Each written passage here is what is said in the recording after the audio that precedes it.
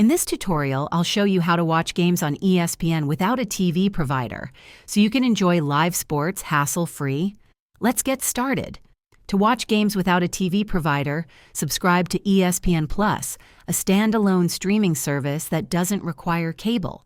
Download the ESPN app on your device, smartphone, tablet, smart TV, or streaming device, and log into your account. If prompted, activate the app by visiting espn.com/activate and entering the code displayed on your screen.